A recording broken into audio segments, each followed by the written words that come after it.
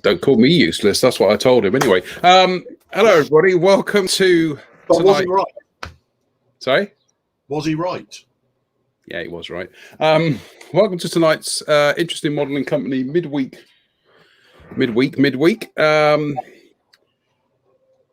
What are we talking about tonight then, eh? Should we? I don't think we had any. We haven't actually got any firm fixed plans, so I think it is probably going to turn into another Q&A session at some point. I think we'll have a nice Q&A session tonight. I think we can certainly have a chat about projects that we're currently working our way through. Actually, before we do that, of course, the most important thing to mention tonight is the fact that we have merch. Yep, we have our exciting button badges have arrived. Sell. Well, yes, we are going to be selling them, but the problem is, thanks to our glorious postal service. It's about £17.50 per. Yeah, it is. I'm not kidding, right? I'm not kidding, because it seems that this slim little badge falls foul of their, you know, they have that slot thing. Yeah. To explain to everybody now, we had a change in the UK postal system a few years ago, whereby not only are letters the price of postage is from the weight of a letter, but they also introduced this thing now where it has to fit through certain size slots. Now, I can't think of anybody who has a letterbox which is actually thinner than that. But they came up with a system whereby now any letters that are a little bit thicker are considered to be large letters. So anyway, long story short, we're just working out the price. Yeah, the logistics of it. But these exciting button badges can be yours, and of course, we will be giving one away tonight. So we're not all in for this, capitalist, profiteering. We are imperialist capitalist lackeys. Yeah, exactly. We are giving some. We'll be giving one away every week to a lucky viewer. We'll be giving two away to an unlucky viewer. Boom, boom. So anyway, that's enough of the enough of the frivolities. Enough of the absolutely horrific self-promotion here. So, what are you working on at the moment, then? Well, you know what? No, hang on. Back up. Of course, we've got to be self-promoting because that's what we do. Why wouldn't we self-promote? That's true. It's not like we're going as guests on somebody else's program and then just banging on about us, is it? This is our program, so we're perfectly entitled to. Well, you have, haven't you? No, I haven't, not yet, but I am working on it. In fact, one of the requests that we had was for zaps, as in stickers, and I'm looking into that now. In fact, one of the reasons why we need to sort out cost of postage for yeah. Well, this is the thing. But one of the reasons why I'm trying to work out a good postage rate for this is obviously we don't want the the kind of like the profit margin to be eaten up in the postage. But the point is that any profit margin obviously won't be spent on me having a holiday in Marbella. It will be ploughed. I won't go to Marbella anyway. It would be ploughed back to hello to our viewers in Marbella. It would be ploughed back into doing more. Yeah, that's the Spanish viewers now lost. There you go then. I wouldn't go on holiday in Bedford either. There we go. Balance. So we're going to plough it back into other goodies like stickers, pens. Obviously, the grand prize would be mugs, but coasters, coasters, things that people actually use. I have to say, I think the sticker idea is a really good one because a lot of modelists do have modelling spaces set aside, don't they? And that's the sort of thing that they like to. Yeah, we'll go for stickers next time round. So anyway, enough of the horrific self-promotion. Finally, so what are you working on at the moment then? What am I working on? Well, I'm still. All right. Okay. Working on a little. If I just switch camera views a second and see how we're looking. There we go. There's a cup of tea there. Yeah. So it's the the Italeri Reeboks of the Eschi ME326, which I'm obviously building for the hobby company. So in spite of people, the people who have said yes, there are resin interiors and stuff available, none of that's an option for this model because it has to be built for the company. So it's kind of minimal input. But to be fair, this is about 3 days work and it's basically together. The most difficult part was putting this nose avionics bay piece on here and blending it all in. But I've done that over the last day or so and rescribed all the detail there. So yeah, we're sort of galloping towards the point where hopefully I can get the seats in, get the canopies on because it's all going to be buttoned up, and then we can look at starting to put some paint on it. Most of the filling on this has been done with various types of super glue and acrylic resins and stuff, but really there wasn't that much. It's a very, very nice kit considering it's 40 years old now, getting on 40 years old. Yeah. The one thing I would note is that when this kit was obviously tooled, it's got all the hallmarks of being one of those kits that was it's got all the hallmarks of one of those kits that was tooled in Japan, like they were in the early 80s, which means it's got exceedingly fine detail. But I've noticed in a couple of places the mold seems to have had a bit of damage, and some of that detail's been damaged. Mm-hmm. So you've got some panel lines here and there which are a little bit filled in. It's not like they're faint, but you can actually see where a piece of the mold has been knocked away or something like that. The piece of the mold has been chipped, and it's actually a little. It's no big deal. It's like seconds to put right, but it's just something that kind of it kind of throws into sharp relief. One, that this is 40 years old. Two, that the tools have pretty much been pushed from pillar to post for a good part of those 40 years, haven't they? They've been around in various places and probably perhaps not looked after as well as they might have been until Larry picked them up. Is there a cat in your? Yeah, there is. Yes. But that aside, I mean, I have to say that where it's the detail, it just looks fabulous on it. It really does.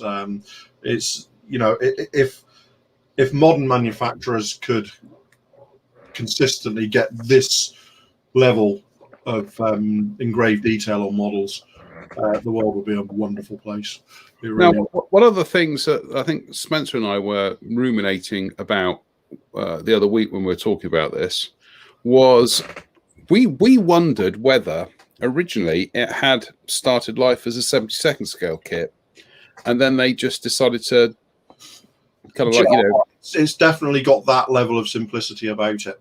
That it could well have been and in fact I did build the supermodel MB326, which was released a few in the early 90s, something like that. And it's very, very, very similar to this in to be fair, there's not a lot you can do that is going to be much different, is there? It's such a it's such a simple airframe overall. There's really not a lot of variation you can do, but yeah, I mean, it's entirely possible that it was intended as a 72nd scale kit. I would imagine the biggest issue there with Eschi would have been finding which part of the range to put it in, because it was a tiny little aeroplane, and they didn't actually, the smallest things they did were like the F5 and the Sea Harrier, and smaller than those. And it would have, even if you remember the old, the old basic level or level 1 kits, if you like, this would be rattling around in that size of box. So I mean, it's potentially, it was 72nd, and they decided later on, during development that no, this should be a 48 scale kit. I know I've mentioned this before, and thank God for that, and we'll mention it again, is it's always been a glaring omission from the Italeri range that they never got round to doing a 72nd scale MB326. And I know they reboxed the supermodel ones. Yeah. But that and the 72nd scale AMX, which... But we had this discussion of... we did, yeah. We had this discussion only a couple of months ago in that certainly for modern Italian subjects, Italeri have never been that sort of all over them as you'd expect them to be, their own national products. They've missed quite a lot of them out. You'd think they would have done their own Starfighter at some point.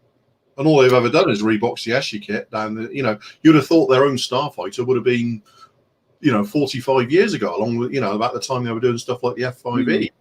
Well, they have done their own Starfighter. They've just done a honking great big one in 32nd scale. Yeah, but most of their modern Italian stuff tends to be of a slightly more European flavor, because it's things like the Eurofighter, it's things like the Tornado, it's things like the F-104.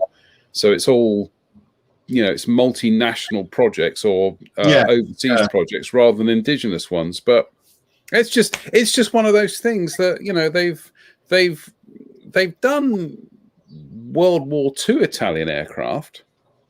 And I would argue that in the scheme of things, when you look at the market for, say, something like a Macchi 202 or a 205, and then you look at the market for something like an AMX, I think there's more of a market for an AMX. But we could discuss this till the cows come home. Yeah, and all we'd be doing is sort of postulating, wouldn't we? We wouldn't actually, we wouldn't actually have any firm data to back up any postulations we made, really. But certainly now, you start to see Kinetic are getting on board with Italian subjects, aren't they? The AMX, they've done an F-104S now. The G91, sorry everybody, is still apparently going to happen. So hopefully it will, in spite of the complete redesign that's been made necessary. Dave Fleming makes a point about that a 72nd scale MB326 would be about the same size box as a Skyhawk. I think but that was the same size box as the Sea Harrier, and the Skyhawk rattled around in that. But wasn't the Skyhawk one of those ones that was a bit weird in that but half of it had engraved panel lines and half of it had raised panel lines? Fuselage is engraved and the wings are raised. It's a really, really strange sort of halfway house. And then sort of like that, then they started producing stuff like that. I mean, I guess the F-16s were the real first ones of the super high quality toolings in terms of recessed detail, and then after that, rapidly along came stuff like the F5s and the Harriers and the Phantoms, F100, the F1. Oh God, Lord, that F100. If I could have F104s, if I could have one thing for, say, Italeri to retool on a kit, I would say take that F100 and give it separate slats, and that's all you need to do to that kit. And then because it's one of those subjects where, same with the Skyhawk, you don't see it on the ground without the slats deployed. Christian Gerard says, do you know why Eschi stopped production in the mid-1980s? During this period, I had big hopes that they expand their range of 148 kits with fine engraved panel lines and excellent cartograph decals. They didn't, Christian. They didn't quite stop in the mid-80s. They actually soldiered on into around about the mid-90s with new kits, albeit they were doing them in cooperation with AMT in America. Yeah, I mean, I think largely AMT took the driving seat from 87 onwards. But no, I mean, Eschi. I've got to try and get my timeline right here, but they were excelling right up until about the mid-1980s. Then we suddenly started having kits like the F-15s, the F-14s, the A-7s, the F-8 Crusaders. There was a fairly precipitous drop-off in quality. The Mirage F-1s they did in 72nd scale. The Harriers. And then the absolute nadir of their 72nd scale kits at that time. Oh, they also did 72nd scale Mil-24 Heinz. They did a Hokum helicopter, which was pure Hokum. But then, sorry, no, that's later. But then, I've talked about the 80s. But in the 80s, they absolutely talk about chalk and cheese. And I'm waiting until the drink has cleared your esophagus. Here is the Harrier GR5. Awful. 8/AV8B. Awful model.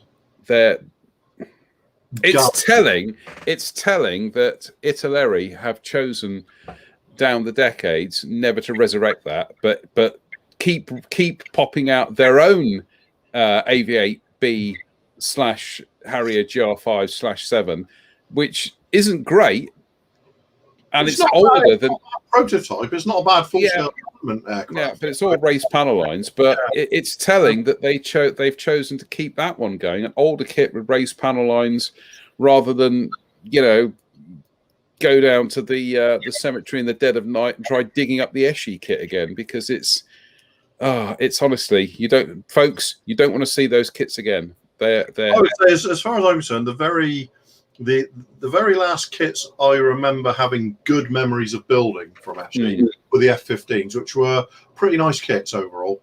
They had a few foibles about them, but I built a few of them, and it was probably. It lagged behind the new tool Hasegawa that was released in 1987. I seem to remember a bit, but it wasn't a bad model. It was actually a pretty nice model, but they were just so on the downward swing of their quality by that point that they never really got the chance they deserved. And then when stuff like the A7 came out within a year or two of the Fujimi kit, you just kind of looked at the two and went, why am I going to bother? You know, I picked up the Fujimi kit for £6, and I wasn't much in price at that point. So, you know, I do remember that. I mean, this is coming towards the end. You know, I think this is pretty much one of the last kits that Eschi actually released, and it was one of the AMT led kits, and that was the Junkers 88C, which I've got one of them, and I think that's a very nice kit, but it seems to have been forgotten by people. That's nothing to do with Eschi, though. No, it's nothing to do with Eschi. But what I'm saying is, as an actual kit, very nice. It was a nice model. Yeah, I built it when I was, you know, and for a couple of years. I mean, stuff like the KC-135. Yeah. Similarly, actually, it's of its time in that perhaps some of the engineering for a kit of that size leaves something to be desired. You know, you've always had to add sort of, you know, strengthening to the wings and spars and all that sort of stuff to make it more sort of rigid, because it was quite thick and soapy plastic as well. But in terms of overall quality of tooling, they were really, really good. They were beautiful models. Because I can remember the Italeri's Junkers 88, I think it was an A4 came out, I think it was about 1992, and that was all still doing raised panel lines. And then within a couple of years, I think it was the next year actually, 93, that the AMT Junkers 88 came out, and that was all recessed panel detail. And I just remember thinking, this is a fabulous kit. The modeling world is going to go kind of crazy for this, because you know there had been no new Junkers 88 kits for decades, and it just never got mentioned anywhere. I think, and I would like to know what the view on this is from over the pond in the United States. But the impression I've got, certainly in the last 20 or 30 years, is the stuff that's produced in America doesn't really leave America very much. You know, AMT stuff. I mean, the range of Bostons and Havocs, great models, but kind of like had one shot here and then disappeared. You know, and it's the same with the Tiger Cats. You know, the 48 scale Tiger Cats. It was like they came and they went, and we've never seen them since. And yet you're always seeing them. You're always seeing like US modelers building them, doing stuff. And to a large degree, Minicraft are exactly the same now. They're simply, you know, unavailable outside of the continental United States, it would seem. You know, I mean, I've never ever seen. They did a Mariner flying boat a few years ago. Yeah. Never ever seen that model other than in photographs from American modelers. Haven't they also done in 72nd scale? They've done is it a Mentor or a Turbo Mentor? They did a Turbo Mentor. I think it was a Mentor, wasn't it? T34A, I think. Yeah. And yeah, it's just it just never seems to, which is doubly surprising, because when you go to the Nationals each year, they've got an importer. You just don't see it. The 144 scale KC135s that Minicraft did, I managed to pick one of them up, but I've never seen it on the shelves generally, available. Not small, just completely. It's a really strange, and their DC8s are fabulous. But again, Mike Williams asks, "What scheme are you doing, Drew?" Oh, the Aussie one. The Aussie one. Aussie one, yeah. Also, you're gonna have to fight your usual urges to cut masks and everything. You're gonna have to use the stickers on this one. No, I'm not. Well, I'm going to use most. No. I'm going to use. It's going to be 90% stickers, but there's one area I'm not going to use stickers. That's the cheat line. That is the cheat line on the fuselage. Yeah. I'm going to spray that red, mask it, and then that's fair enough. One side black, paint the other side. But the tip tanks, I've got a very complicated design on them. But in fairness, Italia have been quite canny about that. And they've designed the red cheat line with a bit of a black cheat line inside it. So you just apply that, and then I can just brush paint the forward part of the tank black. It saves trying to get that, all of that and all of that black part. If all that black part was a decal, you'd never get it to conform. But a thin shaped, swoosh should be able to, cope with the contours, and then just be filled in. Here's an interesting comment from Marino. He says, "A question. I've been following Japanese modelers on Twitter who paint their models with a brush. Some of the results are astounding. They have a very different feel from the usual. Thoughts?" I think for the most part, and I'm just looking behind me at my collection of lotion and potions, if you'll bear with me. I know what he's going to say. He's going to say that they're not using things like Tamiya acrylics. They are using the Tamiya. They are using Mr. Color to brush paint. Right. But I get the impression that what they're using is an awful lot of this stuff.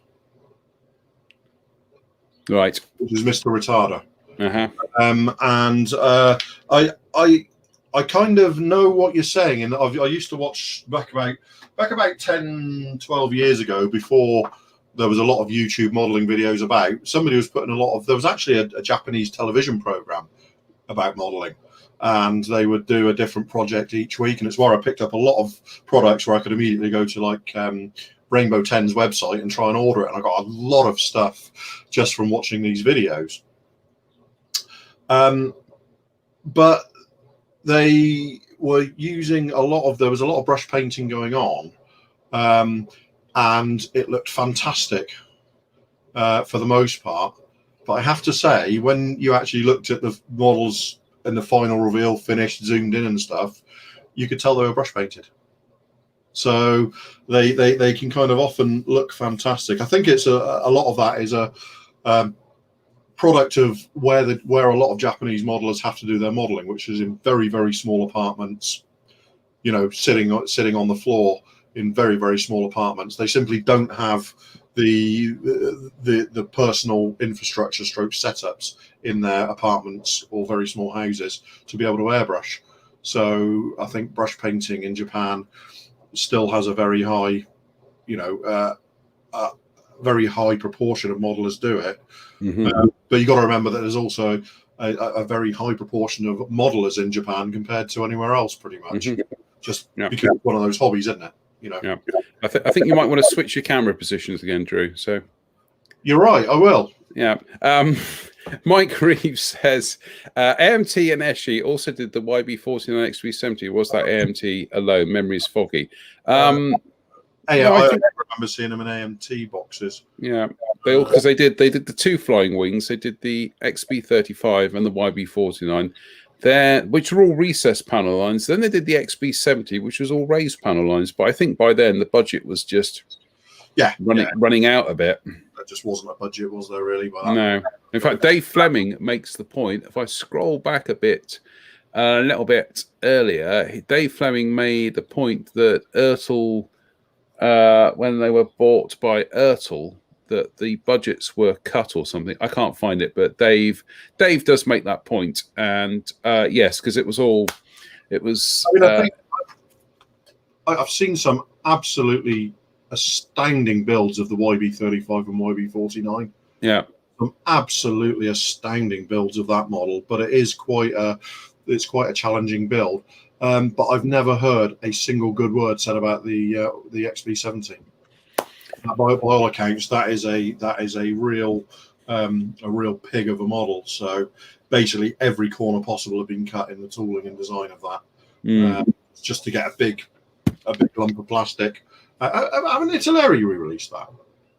They have. They've released the Flying Wings and they've released the Valkyrie. Yeah, they've pretty much sailed through a lot of the old AMT / crossover AMT Ertl Eschi. Sorry, yeah. And the Boston as well. They've done the A20 as well. They've gone through and they've done the Havoc / Boston. I've more than a feeling they've done the Boston. They've also done the Tiger Cat, and they've also reboxed their P40s, which I thought were pretty nifty kits. I know, again, at the time, this is like mid 1990s, about 95, 96. 48 scale P40s. Yeah, it was around that time that Mauve also released theirs. And people were being a little bit snarky towards AMT and saying, well, they're not as good as the Mauve kits, therefore they are worthless. They weren't. They were very good kits. I built a couple of them and thoroughly enjoyed them. It was a nice, simple, well-detailed little model, and it went together very well. And of course, the Mauve kit now.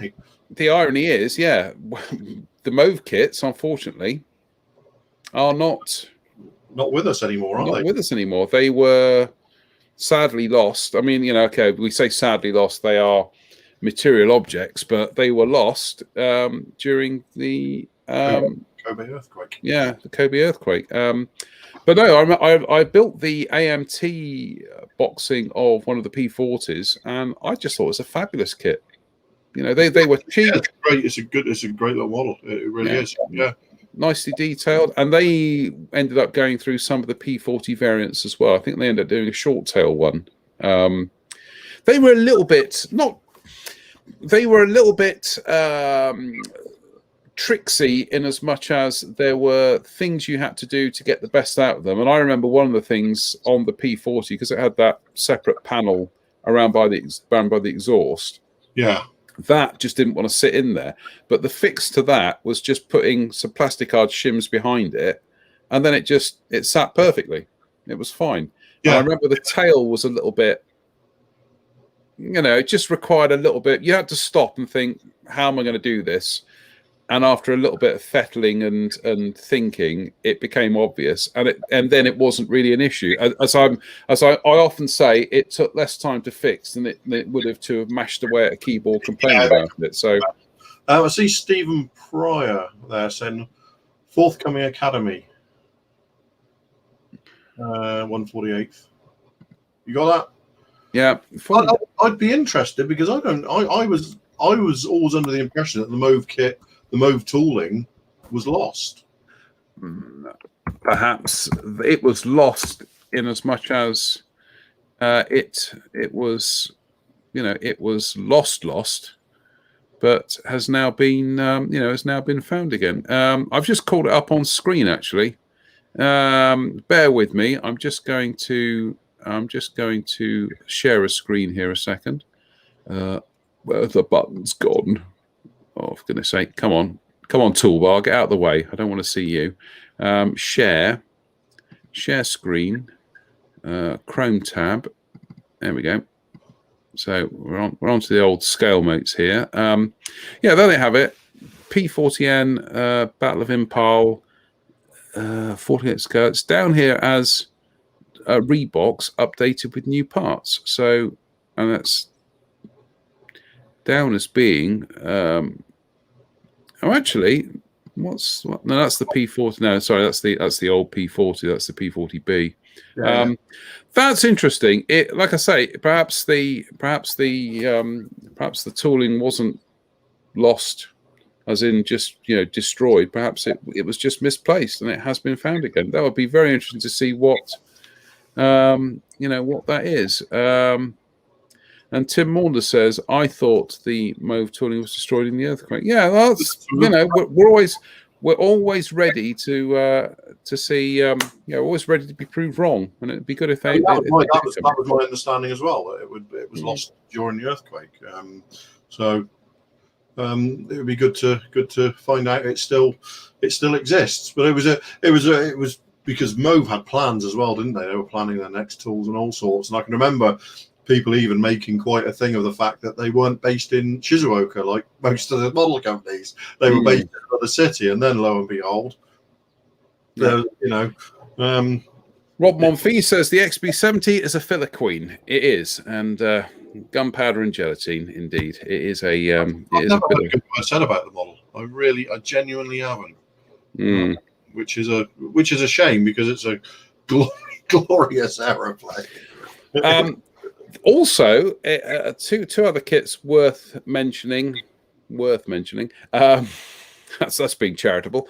Two other kits mentioning is that Eshi /Ertl/AMT. I think we should come up with a new acronym, a new name for them. Should we call them Urshel, Amtel, Urshel? I think Urshel is a good phrase. Urshel. They did some 70-second scale C-130s, which were. I tried to build one of them. I did build one. It all recessed panel detail, but piggy fit in places, and they got the engine nacelles and the canopy just all wrong. All recessed panel detail means very little when you lose it all just to build the model. And they also did, and this has been reissued by Italeri recently, they did the Fokker F-27s, of which I still think to this day, I think it was a marketing error to do 3 different boxings, because I don't think the world was really kind of jumping up and down wanting multiple boxings of an F-27. I think they could have put 2 at best, 2 at most, or maybe even combine them into one box. A civil and a friendship and a troop ship. Yeah, that would have been it. I see Dave Fleming there. Easy, Dave. Come on, there's limits. Oh no, that's. To be fair, the Ertl, the Eshtel XB70 was all tooled in one place. So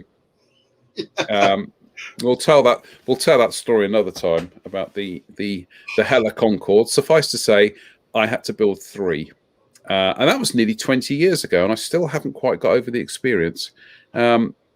And Dave Fleming also says engine nacelles on the F-27 resemble bananas. They did.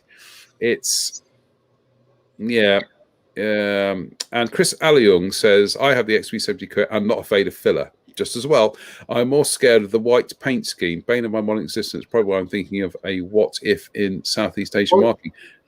If you want to do a what if, Chris, and you're scared of white, the actual proposed scheme for an in-service B70 was a metallic grey colour for heat dissipation, and there are some profiles around. If you look, you can find them. But yeah, the idea was it would be a kind of a quite a dullish sort of metallic grey colour. Very distinctly metallic though. So if you don't want to go completely into the bounds of what if and want to do something which was projected to be real, there's another option for you. It's one of the tyres on the XB70. They were impregnated with aluminium or something. Yeah, pretty much the same as the SR71s and stuff like that. They were all, very high altitude, very fast aeroplanes. And Chris says, better than white. I love camo though. Thanks, Drew. I mean, white, something like that. I suppose you could. Big can of commercial spray can of gloss white and go that route. just blitz the thing. It's not like you'll be filling any. Yeah, I know, but it's not like you'll be filling any fine detail. Yeah, because there is none. I did. In fact, I will try and dig the photographs out. Last year, I built the itinerary reissue of the old Eschi. Oh, I can't remember what it was now. It was one of these Le Mans racing cars. Oh, and yeah, I literally used a can of Poundland gloss white. It was just an experiment. It's just like, I'm just going to try it, see what it's like. Do you know what? It was actually pretty good. It actually did the trick. See if I can find that at the moment. Hold the thought for a second, Drew. Say something interesting to the ladies and gentlemen whilst I try. I like the way you just abandoned me to people. Any questions? How about that? Any questions? Yeah. I mean, Rob saying he went down to Halford's white primer and applied white gloss. Yeah, it's going to be as good as anything else in it. It's going to do the job. I kind of find Stuart there saying what if schemes. I have a great amount of. I struggle to do what if schemes, if I'm honest. If I'm going to do a what if scheme, I generally do it as a profile in, a vector drawing program because that's, I struggle with the concept of doing what ifs for the most part. I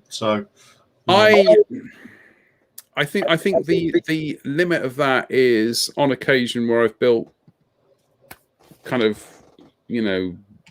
late war German experimental aircraft where you apply a little bit of kind of extension, should we say, to imagining what they would have been like in service. I think we had this discussion before about some of the tanks as well. Is that some of these paper project tanks is they tend to get built with these kind of like completely crazy schemes, which fair enough. Your model, your workbench is your rules. You do what you want. But I think we've often said that it's kind of like it takes you out of the model that you've got these tanks that are painted in these kind of zigzag camouflage patterns. And you think to yourself, well, if that was me, I'd do it in something following on from the existing camouflage. But with a lot of what ifs, I tend to find that people don't think the timeline through. I'm going to mention, don't you? I'm going to mention. Go on. I know I'm going to mention that's going to have you. We're going to have to put the swear mute filter on here because I'm going to mention something that is going to literally make you squirm in your chair so badly. Are you ready? Are you ready for this? What ifs? You ready? Brace yourself. TSR2s. Overwing sidewinders. Right, that's it. Right, we're just muting Drew's microphone there for a second. And he's back, right? No. I was fine. I just kind of find that people project schemes forward, but they don't project the rest of the timeline of a design forward. It's like had the TSR2 entered service, it would never have flown with paveway guided bombs because our industry would have remained in play, and we would have had our own laser guided bombs. So if you're going to imagine here a TSR2 forward, just make up some bombs. Don't raid a tornado, please. But it's definitely those overwing pylons, though. They absolutely, as the Americans would say, they grind your gears. And haven't they always? Ah, dearie me. It's like I say, when I've done kind of like what if, I think it was who was the chap who used to do a lot of the resin stuff. He did a lot of German prototype resin stuff. It wasn't Toad Resins, it was Phil. I forget his name, but they were beautiful. They were absolutely stunningly made resin models, and I forget the name, but I built some of those, and yeah, you just had to kind of look at them and think, right, well, what would this have looked like had it entered service, and then work from there. I think a very good example of that actually are the various tree flugel kits. I was going to say you built the tree flugel, didn't you? I built Mike Holloway's reheat one. Arbor. Sorry, Arbor. No, the one I built was the Mike Holloway reheat one in 48 scale. Right. But I think Arbor did do ones, but I think Mike's one was, you know, superior in every respect, because Mike is very he's very finicky about what goes out, what used to go out in the reheat range. But we got off a tangent now. We're talking about what if schemes, but that's the whole point. That that's why we do these midweek things, so we can kind of like we can jam along on a riff and then have a bit of a drum solo. Yeah, a little bit more irreverent, aren't they? Yeah. Paul Milligan says Halford's appliance white goes down beautifully. Apparently it does, yes. And it would be good if there was a local Halfords near here, but they just closed my local branch. So thank you, Halfords. I know. What if schemes are always fun. I did that with the 72nd scale TSO at the RAF Goal 4 scheme. So here we go. This is where we're it's going to be conflict. Well, no.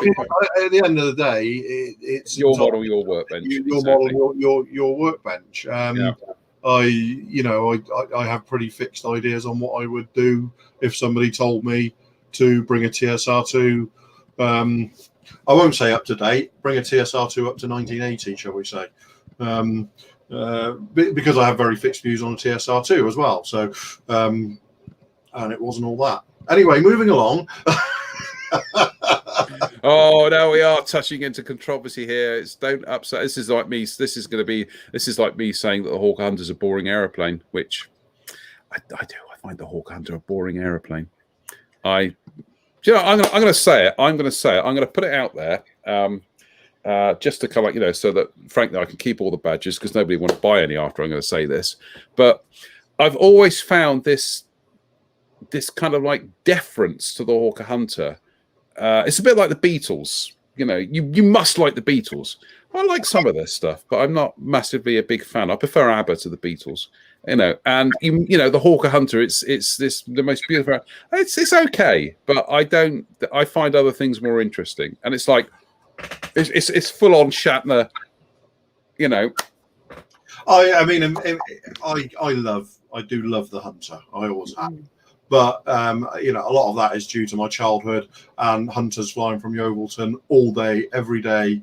That they were a part of my life for many, many years.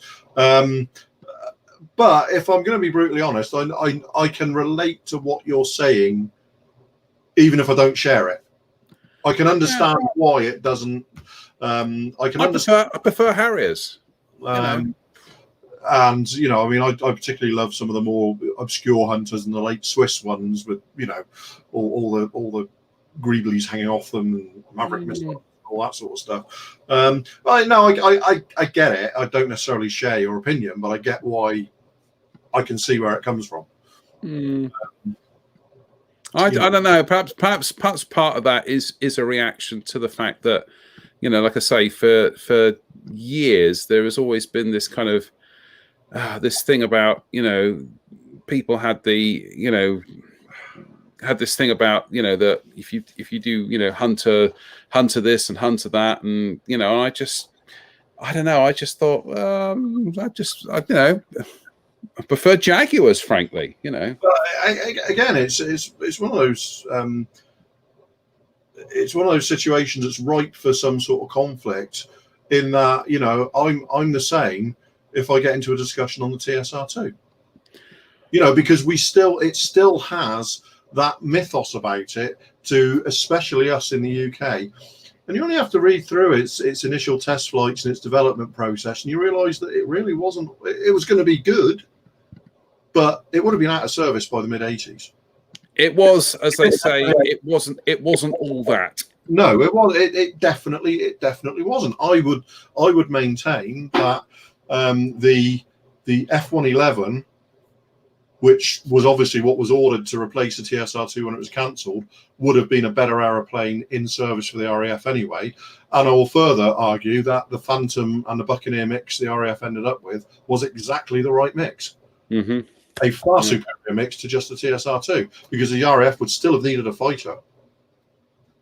Yeah, I've just found. Here we go. There we go. There's the that was painted with unfortunately, it doesn't really show the gloss finish on this, but that was painted with a can of white from Poundland, and it was just given a modicum of polishing, not too much because I'm really not a car modeler, but it did the job. It more more than a more than serviceable finish on that. I'll probably actually find. Let me just scroll down a minute. I'll probably find some better photographs of that white finish. But yeah, that was just, like I say, that was just a cheapo can of white paint from, white paint from Poundland. Oh, here we go. There we go. That's more like it. There we go. You can see that one. That's all right, isn't it? Yeah.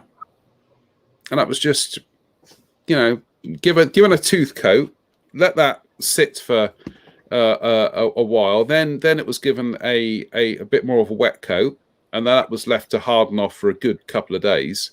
And then it was just given a gentle polishing with some, I think it was probably just some micro mesh. And then I actually used car polishing actual proper car polishing compounds.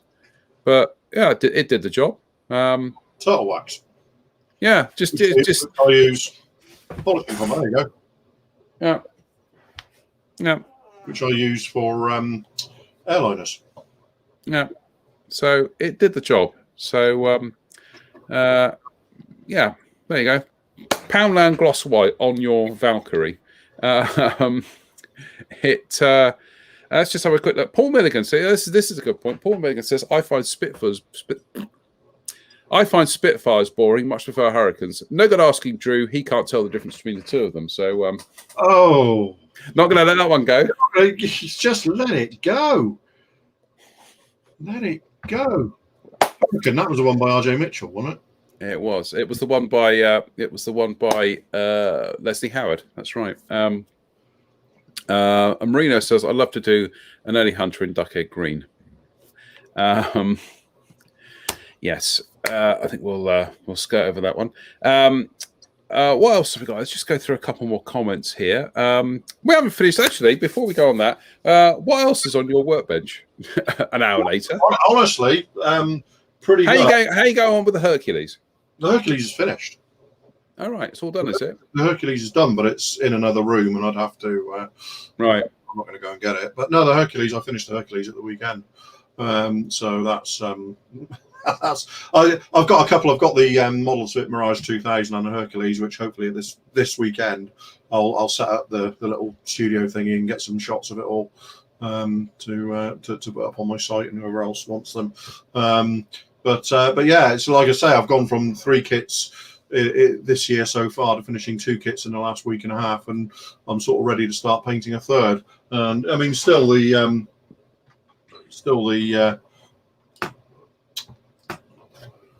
KV1. No, the KV. Monthly. I've actually glued the running gear and stuff on it now, but I'm still working around doing all the chipping and stuff on it. So, and there's the life colours I thought I lost. There they are. So yeah, that's another one which is being done sort of in between other modelling stints at the moment. Mike Williams there, John, says VMS varnish to thin or not to thin. No, don't thin it. Don't thin it. You need a slightly larger. You need a large enough nozzle to push it, Mike, and you might need some to up your pressure. But don't thin it. Spray it on as a good wet coat, and leave it be. That's it. I mean, I will say that sometimes if I've got a bit left in the cup, I'll chuck a bit of isopropyl alcohol in and just mist it over the top to get rid of what's left in the cup. But no, don't thin it. Just use a good enough nozzle to push the paint or the varnish straight out. Bit of a higher pressure. Get it on so it's wet, but doesn't. You want it wet enough, just shy of pooling and running, if you know what I mean. Mm-hmm. So yeah.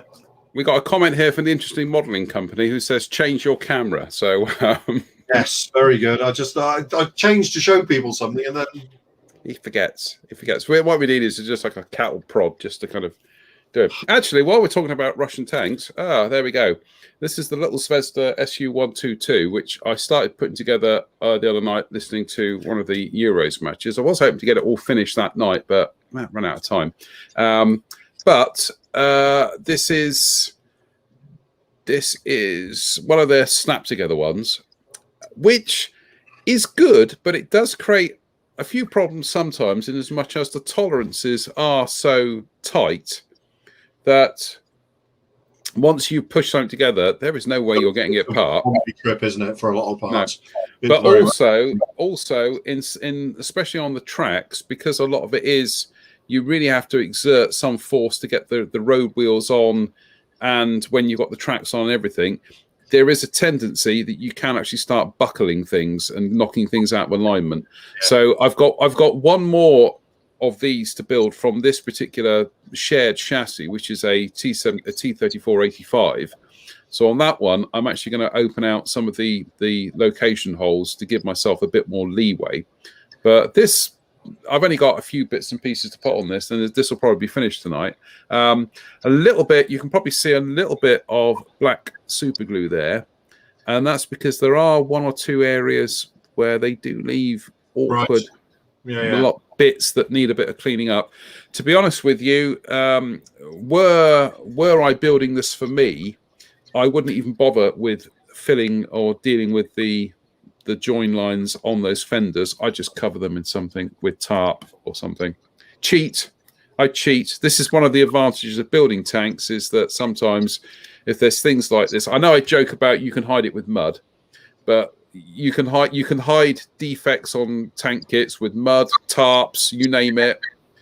You know, if you got something like a not particularly great muzzle breach, you just cover it with a bit of tissue paper and make it look like a cover.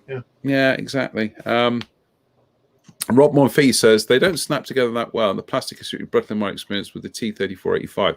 Thank you, Rob. I will bear that in mind. I've already built two. I've built the SU-76 or the SU-85? I can't remember.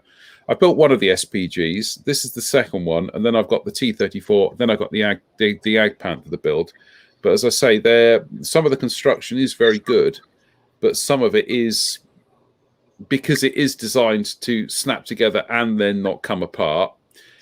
It's kind of 50-50. They're well engineered, but they're engineered for a precise sector of the market. And that's sitting on their lap and plugging this together in 10 minutes and playing with it. Yeah. It's very much the toy side of the model market, if you like, rather than it's not intended to be a serious hobbyist's. Yeah. Although, but they are still very good. They're still. I'm not saying they're not, but that's not the intent. No, that's not the intent. You know, an experienced or more skilled modeler is not going to pick that as their base subject, or as that subject. I have to say, I am looking forward to that Hurricane to see what they do with it and how they capture the nuances of the shape of the thing. Because I built the Stuka about 4 years ago, and that's very good kit. The only thing I didn't like about the Stuka was the panel detail on it was just too fine. And this is something I've been sort of saying recently about Zvezda kits, is I just wish they deepen the detail a bit on a lot of their subjects. I was playing with I've got the 48 scale Hind here, sort of semi-started, and it's got the same problem. It's just a lot of the detail fades in and out. It's so incredibly fine. And if there's one thing you want on a Hind, it's quite chunky. You know, it's a flying tank basically. You want, you know, a chunky beast of a helicopter, and detail fading in and out is not what you want. So I wonder whether that's where actually the old Monogram kit still has something in its favour, in as much as it's all kind of raised panel lines and rivets, but having stood next to the one at the Helicopter Museum, it's kind of that's my impression of helicopters. They're not smooth. No, they aren't. They're quite rough and, bolted together. They're a lot smoother now than they used to be, because there's a lot of composites and stuff used in the manufacture. But you know, even if you walk up to an AW101 or something like that, you know, they're still quite lumpy and rivety around, especially around sort of like the back end, if you like. That certainly is my impression of the Super Frelon that they've got at the Helicopter Museum, and then you see the Heli kit, and the two equate to each other perfectly. Yeah, the big 35th scale Heli kit, which again is one of those weird things. Hella, I wrote a whole op-ed about Hella, about how they are their own thing. Hella, they did a 35th scale Super Frelon. You'd think to yourself, well, that would be perfect as a 72nd scale kit. Never did it. Yeah, Dream Model have got one now, Super Frelon. Really? Yeah. The only problem with Dream Model is they're very, very expensive. Very, very expensive. I don't know. I mean, that F5 was about 25-ish quid. I don't think that's out of the ballpark. 35 though. The only reason that was originally 35. The only reason that became 25 is when Wolfpack announced theirs. Oh right, okay. Dream Model came back, but you know, 30 quid for something the size of like a 72nd scale Cobra. It is a lot of money, and you know, I'll pay it if I want to build the kit, but I'm not going to pay it to put it on the stash. They do include a lot of decal options in those kits. So obviously that's a factor in the pricing. Christian Gerard says the fuselage on the Mil 24 from Monogram is too short. The Zvezda one is spot on. So yeah, I mean, that's the thing, is that the Zvezda one, in terms of shape and geometry and stuff, is spot on. But it kind of loses a bit in surface detail and overall detail levels. It's basically a scale up of the 72nd kit. Now, here's a good one. Here's a good question. Marino says, I'd like to... Sorry, I've got itchy ears tonight. It's these flaming headphones. I'd love to build a tank in a small scale one day. Any recommendation? We'll throw that out there to everybody. But I'd love to build a small scale. What? Any recommendations? What have I built that I would recommend in 72nd scale? A tank. Here we are.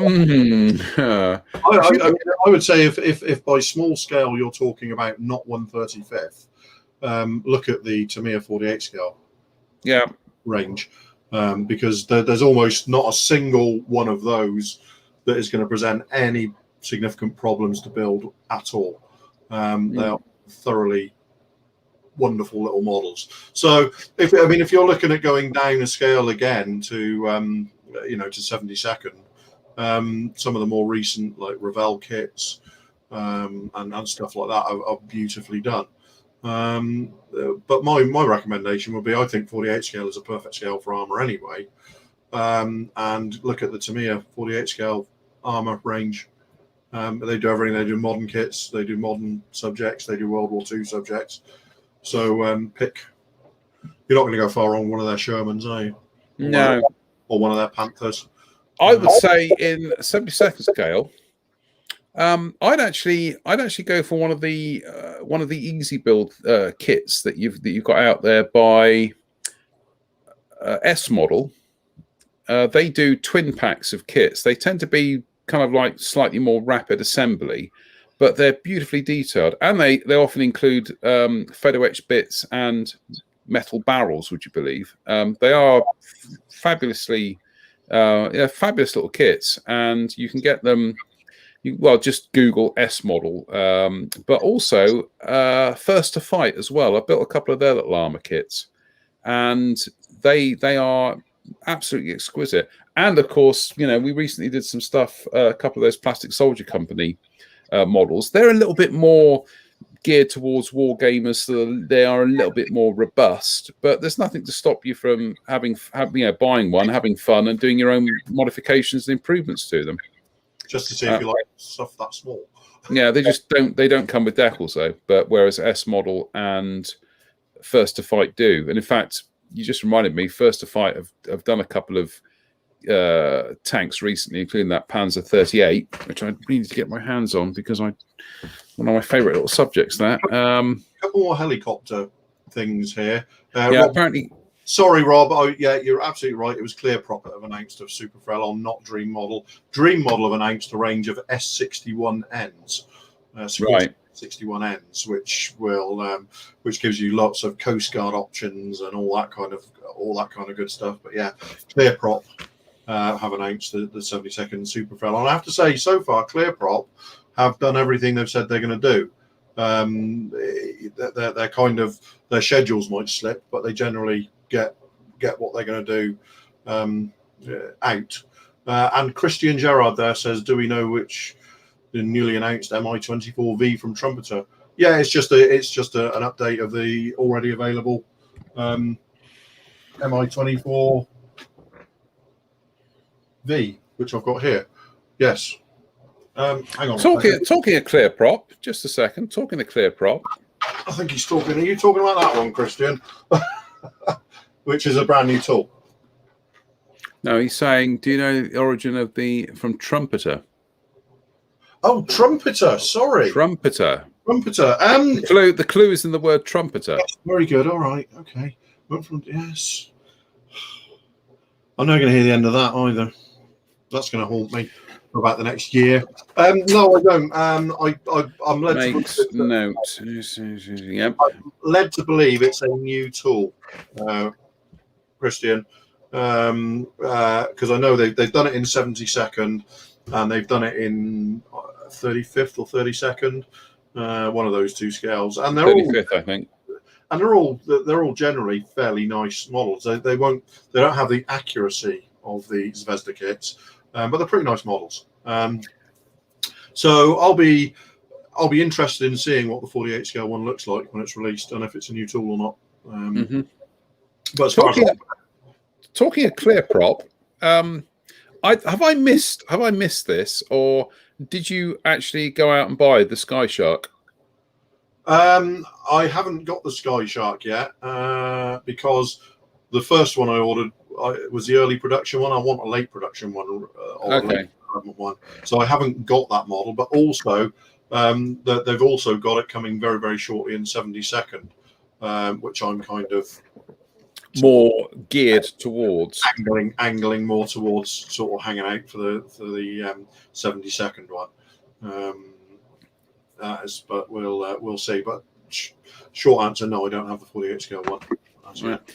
Dave Swindle says IBG are doing some nice stuff in 72nd scale world details, so maybe not for beginners. Yeah, I need to check out some of those little IBG 72nd scale kits. Yeah, I have the Karas, which is absolutely beautiful, and also the Loss they've done, the twin engine bomber, which is also absolutely beautiful.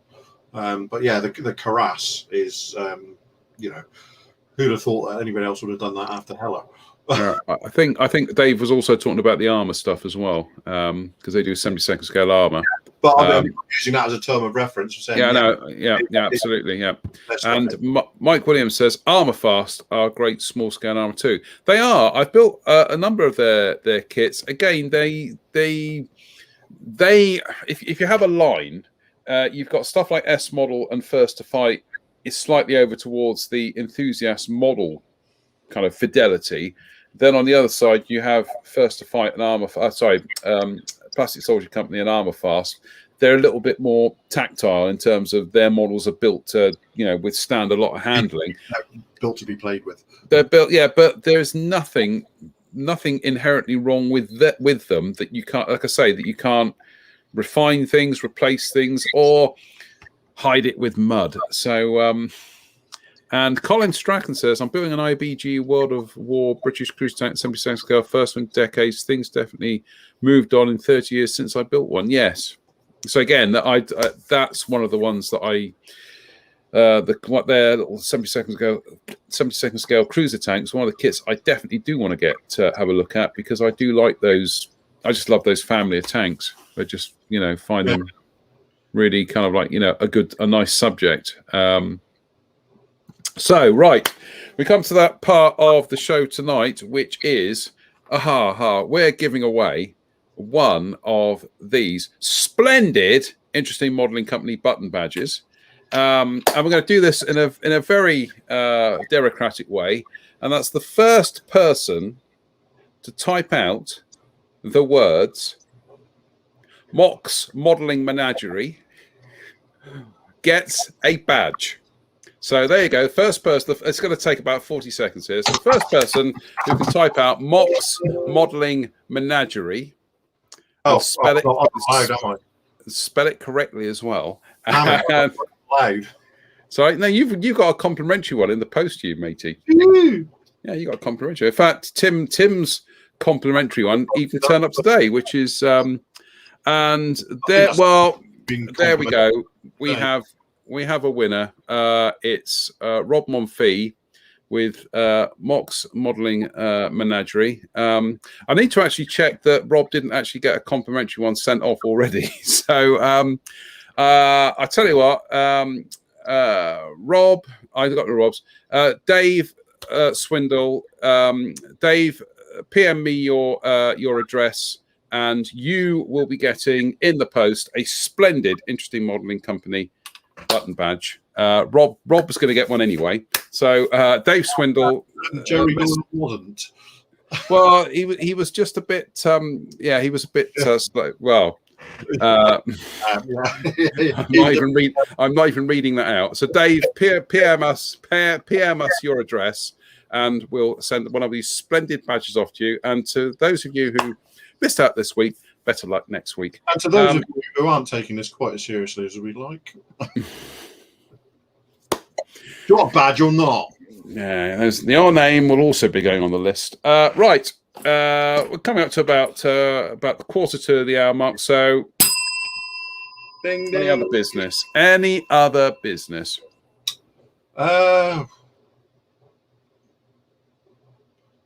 Did Mike get one as well? Sorry? I'm looking at the comments. What's that? We're giving them to Mike as well. Yeah, Mike got one. Well, Mike was part of the Festival of Modelling, so Mike gets one. You know.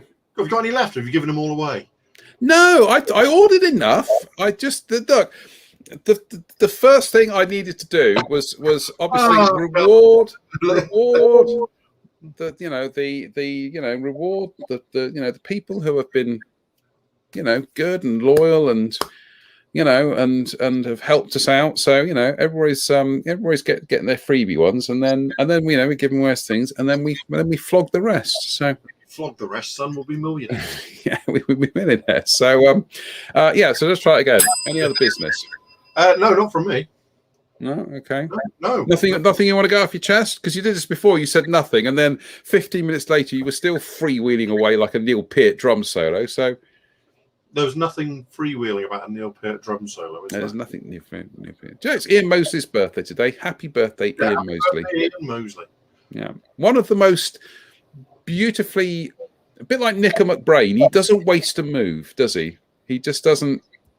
Nico's the same. Nico, you get drummers who kind of like, even Neil Peart was a bit like that. He could kind of like throw in a few unnecessary, complicated moves. They don't. They're just beautiful. Everything they play is perfect. And none of them are Mike Portnoy. So, at least none of them are Mick Pointer either. So on that note, or indeed Lars Ulrich. I'll defend Lars up until Master up until and Justice for All. I'll defend Lars. He stayed in his lane. He knew his lane and stayed in there. He did some very good work, and then it all kind of. I just remember this is where I upset the Metallica fans tonight, but I just remember watching the feed from Glastonbury a few years ago, and yeah. But that was the feed a few years ago. I'm talking about 35 years ago. Yeah, well, what can I say? It was kind of Kanye West levels of awful, quite frankly. Actually, any other business? Quite unfair. That's no. That's and I don't defend Lars, but that's actually quite harsh. I'm actually any other business. No, you've started now. You've started an argument. The three best bands I've seen on from Glastonbury in the last few years. See if you can guess who they are. Foo Fighters, Florence. Yeah. No, Foo Fighters. You're correct. Yes. I know. A band from the southwest, Teignmouth mainly. Muse. Yeah. And the third band. One of your favourites. I think you once described them as boring drone, and that's Elbow. Oh right. Yeah, fair enough. And on that note, I think it's time we gave ourselves the elbow. Smooth segue. Just to say thank you to everybody who's joined us tonight. We'll be back on Sunday with a new show. We've got news. There will be mini art stuff on Sunday, so I just thought I'd warn you in advance. So we're back on Sunday with the news. Beyond that, as always, stay safe. Take care. Look after yourselves. Stay safe. Stay out of trouble. We'll see you on Sunday. We'll see you on Sunday. So from us in North and West Somerset. South Somerset. South Somerset. Well, that's close enough. From us all, good night, and we'll see you on Sunday. Bye-bye.